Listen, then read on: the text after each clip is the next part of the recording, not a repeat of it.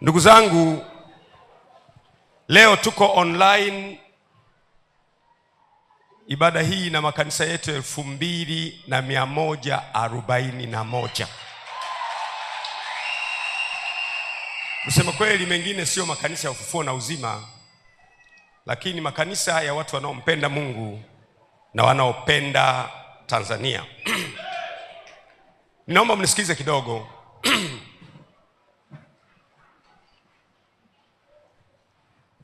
Wiki hii nilifanya press.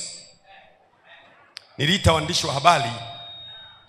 Nitaka kuzungumza nao kwa habari ya utekaji, kupotea kwa watu katika nchi yetu ambako kumezidi sana. Na nikazungumza mambo machache sana. Nikasema kwamba watu wanapotea sana, na hatujui sasa nani anayefuata kwenye kupotea. Unaweza kunyamaza, kumbe unafuata wewe. Na nikasema kwa ufupi kwamba nashauri mambo kadha wa kadha. Kwanza ndio shauri ni kwamba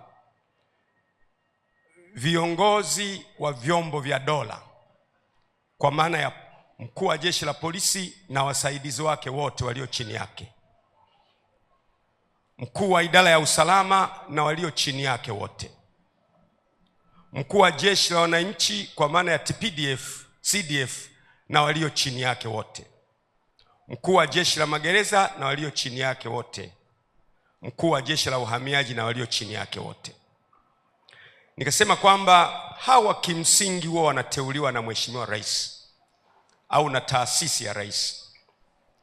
Na nini kimetokea? Hawa watekaji wanateka watu, hawapatikani.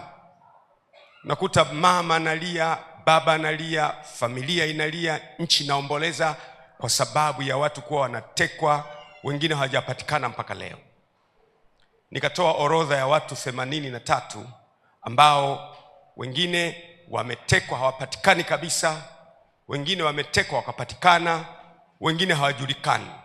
Kwa kati ya hao kuna watu ambao wametekwa hawapatikani, na kati ya hao kuna missing persons ambao hawajulikani wamekwenda wapi. Na mpaka juzi tarehe 28, Shehe wa Zanzibar, baada ya kuwa nimetoa tamko hili, Shehe wa Zanzibar, Shehe Jabil Haidar Jabil Al-Fasi, kuamkia tarehe 28 mwezi huu wa 5, juzi tu niliposema, alichukuliwa nyumbani kwake Fuoni majira ya jioni, na maiti ikaja kuokotwa njiani, njia ya Kizimbani ya Kinumoshi, eneo la Bumbwi Sud. Huyu Shehe Jabil ni muumini wa msikiti wa Ijumaa wa Marindi, naye ameondoka. Lakini tarehe 23 Machi ameondoka pia mjumbe wa halmashauri kuu ya CCM kule Mwanza, naye ameondoka tarehe 23 Machi, hajapatikana mpaka leo. Kwa hiyo watekaji wanateka mwana CCM, wanateka kiongozi wa dini, wanateka mwananchi wa kawaida. Juzi tu mmeona kiongozi wetu Father na Padri Kitima, ambaye pia ni katibu wetu wa teki, alivamiwa na watu, akapigwa, akaumizwa, na wale watu walikuwa na nia ya kumuua kabisa, akasurvive. Katekista wetu mwingine kule na yeye kavamiwa, na yeye kapigwa, kaburuzwa. Muda usingetosha kuleta mtu mmoja anaitwa Mdude kule Mbeya, watu wameingia nyumbani kwake, wamevunja mlango, wamemburuta, wameondoka naye, hajapatikana mpaka leo. Kwa hiyo watekaji wanateka mwana CCM, wanateka kiongozi wa dini. Unapochukua shehe, unamchukua nyumbani kwake, anakwenda anaokotwa, ameuawa. Hatujui nani atakayeuawa baadaye. Nataka nisisitize, Chama cha Mapinduzi ambacho wahasisi wake ni Mwalimu Julius Kambarage Nyerere pamoja na Abeid Aman Karume, chama hicho hakikubali utekaji. Hakikubali utekaji. Narudia tena, chama hicho, Chama cha Mapinduzi, hakikubali utekaji. Na mimi mpaka sasa ni mwanachama wa Chama cha Mapinduzi. Naungana na waasisi wetu Mwalimu Julius Kambarage Nyerere pamoja na Aman Abeid Karume na viongozi wengine wote wa Tanzania waliowahi kutawala nchi hii, akiwemo Ali Hassan Mwinyi ametangulia mbele za haki, akiwemo Benjamin Mkapa ametangulia mbele za haki, akiwemo Jakaya Mlisho Kikwete ambaye tuko naye leo, akiwemo John Pombe Magufuli na viongozi wengine wote. Hawa wote hawajaasisi chama cha kuteka watu, na CCM sisi si watekaji, na anayeteka watu anateka kwa nia yake yeye mwenyewe. Mmenisikia ndugu zangu? Mpaka leo mimi ni mwanachama wa CCM ambaye hataki utekaji. Narudia tena, sitaki utekaji. Narudia tena, sitaki utekaji na watu kupotea kwenye mazingira ya kutatanisha. Sasa yeyote anayenipinga mimi, ninyi mtajua maana yake.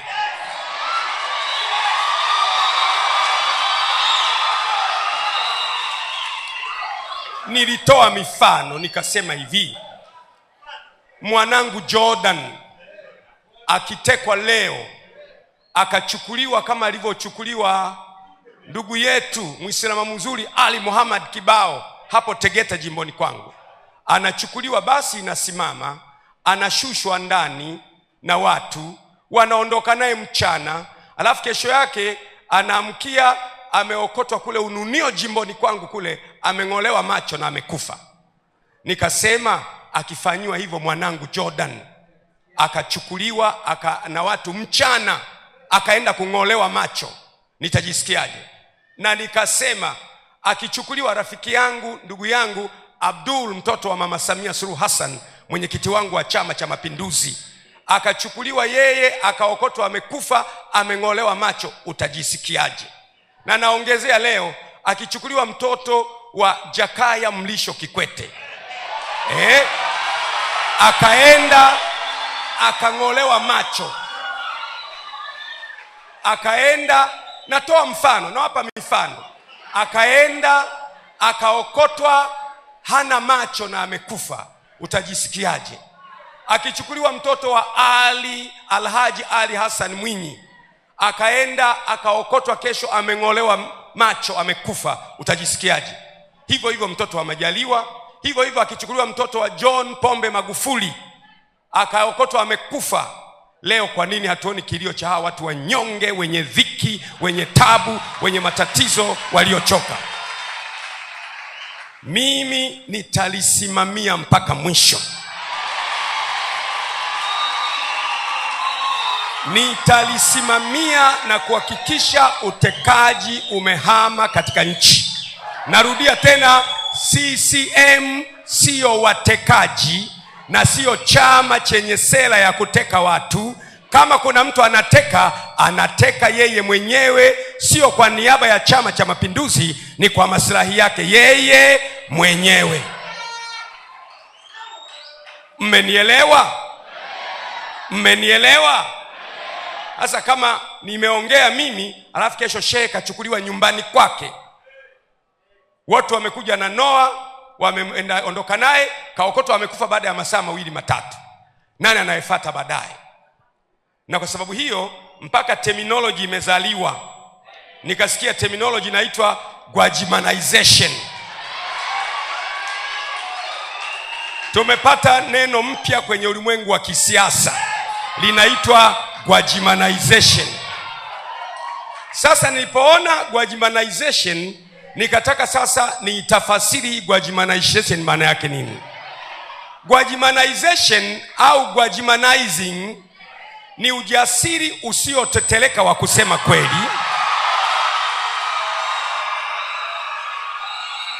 haijalishi ukweli huo ni mchungu au hawapendezi walioko madarakani. Ni dhamiri thabiti ya kutetea maslahi ya taifa kuliko maslahi binafsi, na kuinua sauti kwa uthubutu mkubwa bila kuyumba kiasi cha kusababisha ivume ndani ya himaya za mamlaka na kutikisa misingi ya ufisadi na dhuluma katika nchi. Na kama hii ndiyo maana ya Gwajimanization, basi naipokea kwa mikono ya shukrani, na ningependa kila mtu awe Gwajimanized.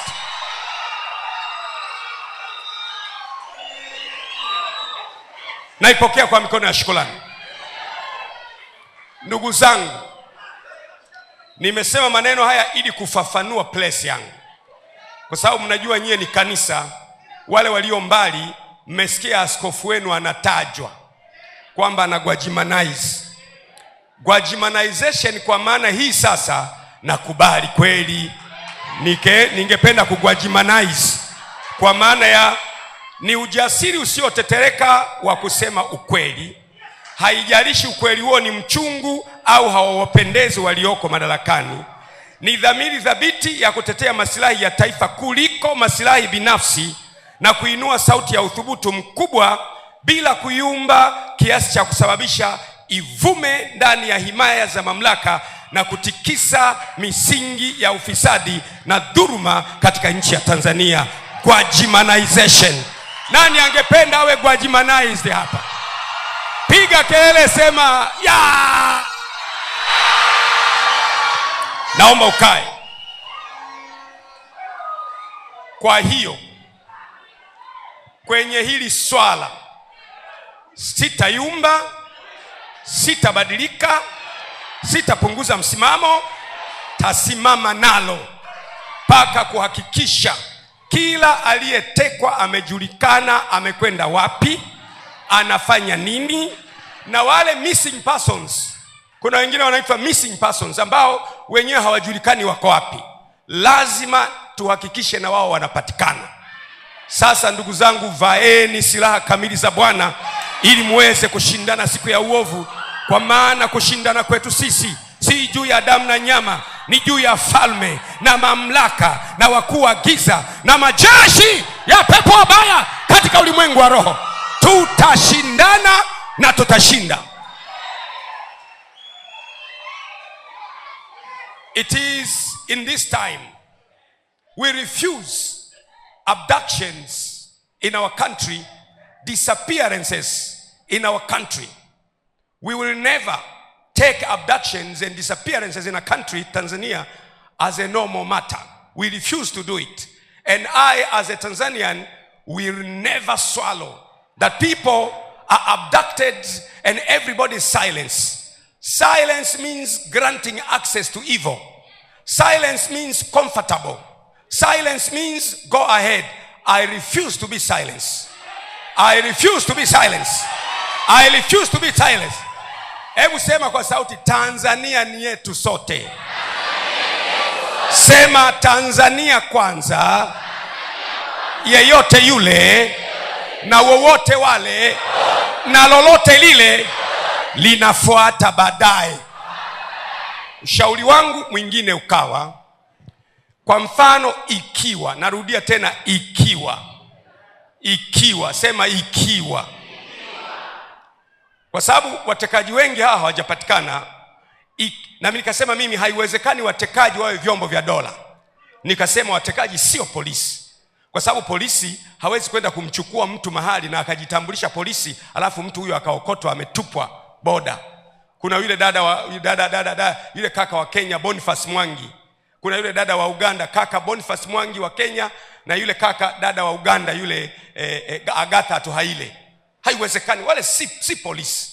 Polisi wa kwetu ni competent. Sema tena competent. Wale sio idara ya usalama. Idara ya usalama ya kwetu ni competent. Wala sio jeshi la wananchi, wala sio magereza, wala sio uhamiaji. Sio. Bila shaka inaweza kuwa, hebu sema inaweza kuwa, kuna kakikundi fulani ambako kenyewe kanakuwa kanawachukua watu kwa masilahi ya mwanasiasa fulani. Ndiyo maana nikapendekeza kwamba wakuu wa vyombo vya dola, wa kwanza, wa pili, wa tatu, wa nne, wale ambao wanapatikana kwa influence ya taasisi ya rais, ndiyo rais awe anawachagua. Lakini akitaka kuwatoa, apeleke hoja kwenye kamati ya ulinzi na usalama na mambo ya nchi za nje ya bunge, ili wabunge tuone huyu mkuu wa chombo cha dola asije kuwa anatolewa kwenye nafasi yake kwa sababu ametetea masilahi fulani ya taifa, ili kwamba taifa liwe salama, ili vyombo vya dola wawe na uwezo wa kutulindia maono zetu siku zijazo. Na nasisitiza, huo ndio ushauri wangu wa kukomesha watekaji. Kwa sababu chombo cha dola, kwa mfano, natoa mfano, kwa mfano chombo cha dola kimeona kumbe anayeteka watu ni kakikundi kale. Alafu chombo cha dola kikaenda, kumbe kakikundi kale ni kakiongozi fulani wa kisiasa. Katashindwa, kwa sababu mtu anaweza hata awe polisi au idara ya usalama au magereza au jeshi la wananchi au hamiaji, ni binadamu aliye na roho, ana moyo. Akiambiwa utafukuzwa kazi, ana familia, ana watoto, ana maisha, ana mama yake, ana baba yake, utaogopa. Akifukuzwa wa kwanza, wa pili, wa tatu, wa nne, wa tano, atakayekuja atakubali. Nikashauri kwamba ni muhimu sana, ndiyo ni ushauri. Na mimi nashangaa kwa nini watu wanapiga kelele na ushauri.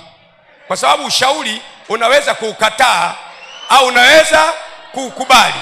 Nilitegemea mtu aseme tu kwamba tumekataa ushauri wa Gwajima. Ni ushauri. Ni ushauri. Aseme tumekataa ushauri wa Gwajima, simple. Na ukiukataa ushauri wangu, mimi nimetumwa na Mungu kwenye hii nchi. Na safari hii ndio mtajua kwamba Mungu amenituma. Narudia tena. Mungu hatumi watu wazuri sana. Hatumi watu wenye sura nzuri sana. Hatumi watu wanaovutia sana. Mungu anatuma watu kama anavyopenda yeye mwenyewe. Na anatuma kwenye nchi kwa ajili ya makusudi yake ya milele. Karne ya kwanza, Mungu wa mbingu na nchi alimtuma mwanae Yesu Kristo. Akaja hapa duniani. Ni binadamu 100%, lakini ametumwa na Mungu. Kwenye kitabu cha Yohana imeandikwa, palitokea mtu ametumwa na Mungu, na jina lake aliitwa Yohana. Huyu alitumwa kutengeneza njia ya Yesu Kristo. Mungu anatuma watu. Baada ya miaka 500 na kitu baadaye, Mtume Muhammad sallallahu alaihi wasallam naye akaja duniani. Ndiyo maana unaona Uislamu umeenea duniani kote, naye alikuja kwa ajili ya utume wa kueneza Uislamu duniani. Kwa hiyo Mungu huwa anatuma watu kwa kusudi maalum. Na Mungu akiwatuma watu huwa anawalinda, anawatunza mpaka watimize mission waliotumwa naye katika uso wa dunia. Nataka kusema sasa, yule unayenivamia hovyo hovyo, hautaweza. Hautaweza. Yeye anilindaye hata lala wala hata sinzia, yeye aliye mkuu wa Israeli, hata acha mguu wangu usogezwe. Wao watataja magari, wao watataja farasi, wao watataja silaha zao, lakini mimi nitalitaja jina la Mwenyezi Mungu aliyeumba mbingu na nchi, akulindaye hata lala wala hata sinzia, aliye mkuu wa Israeli. Tumpigie Bwana makofi makubwa sana. Umenielewa Umenielewa Naisemea Tanzania na wasemea wa Tanzania nikiwa mwanachama wa Chama cha Mapinduzi. CCM haina sera ya utekaji. Mimi ni mjumbe wa halmashauri kuu ya Chama cha Mapinduzi taifa. Utekaji, kupotea kwa watu, sio wazo la CCM, na CCM haipotezi watu. Tupige makombola mpaka anayeteka watu atokee hadharani. Si tupige makombola. Na wana CCM, ndugu zangu, mnielewe. Napenda chama chetu, nitaendelea kukipenda, lakini utekaji na kupotea kwa watu kunaofanywa na vikundi visivyojulikana, hiyo ni leo, kesho kutwa na hata milele. Nitakataa kwa jina la Yesu. Naomba mkae. Nataka niishie hapo kwa maneno haya. Nimeyasema hayo kwa sababu sasa nimezungumzwa Tanzania nzima, na ni muhimu sana kama kiongozi wako kuzungumza Tanzania nzima. Na mimi ni mtu mwenye staha. Nimetengenezwa, nimeumbwa na staha. ninaheshimu, siwezi kuaibisha mtu. Lakini sasa nitakapoita presi inayofuata, kama watekaji wananifuatafata, nitaanika vitu hewani, moshi utatoka, hautaweza kufumbua macho yako. Narudia tena, ikiwa utaendelea kung'ang'ania, kwa sababu ni rahisi kusema kwamba, ilikuwa rahisi tu kwamba na sisi tunakataa watu kutekwa, na ushauri aliyoutoa askofu tunaukubali au tunaukataa. Nikamwona ponjoro mmoja wa hapo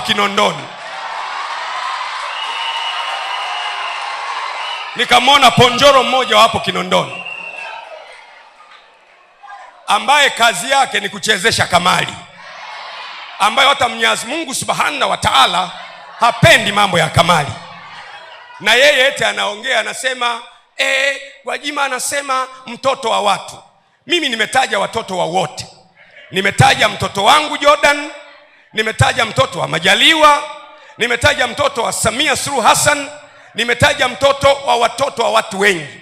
Eti yeye anaumwa na mtoto mmoja tu. Eti yeye ni mtoto mmoja tu. Sasa nisikilize, ponjoro wa Kinondoni, nikikuamkia wewe utabaki vipande, kwa maana ya nikikusemesha Kinondoni yote itakukataa na utanuka kinyesi. Tulia, kaa kwa kutulia. Hapa unaongea na jasusi la mbinguni.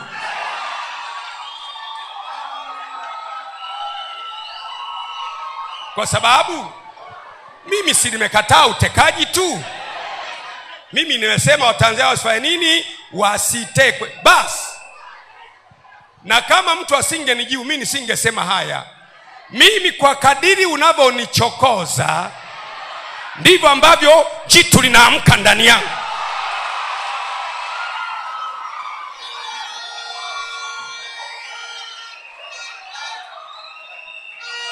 Na Chama cha Mapinduzi, Gwajima ni hazina yenu. Gwajima ni hazina yenu ya CCM. Mnaye mtu ambaye hamjamjua bado. Narudia tena, you have a person that you don't understand yet. Hamjamjua bado. Mtu mliye naye ni mtumishi wa Mungu wa wote, na anatakiwa afanye mapenzi ya Mungu kwa wote. Na saa imetimia. Naam, atukuzwe mwana wa Adamu. Tumpigie Yesu makofi makubwa kabisa.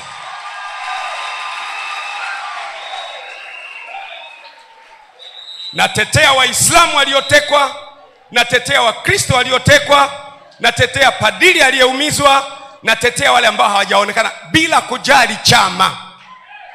Kwa sababu mtu kama amekosea, si akamatwe apelekwe mahakamani? Mtu kama amekosea, si kuna taratibu za aliyekosea? Ndio maana nasema si vyombo vya dola, kwa sababu vyombo vya dola kazi yake ni kuarrest. Vyombo vya dola haviteki. Polisi hawateki, idara ya usalama wa taifa hawateki, jeshi la wananchi hawateki, uhamiaji hawateki, magereza hawateki. Bila shaka kunaweza kuwa, mwambie mwenzao, kunaweza kuwa na kakikundi fulani ambako haka ndio nakatumia message kwamba kila silaha utakayofanya haitafanikiwa juu ya taifa la Tanzania katika jina la Yesu. Mtu aseme haleluya. Basi nimeshatuma ujumbe, naishia hapo. Lakini nasema mtu akinichokoa nitaita press hata mara 2 kwa wiki. Nasema press nitakayoita ya pili, kama ukiendelea kunichokoa nitasema vitu utatoka moshi, huwezi kufungua macho. Lakini sasa mimi ni mtu wa staha. Hebu sema staha.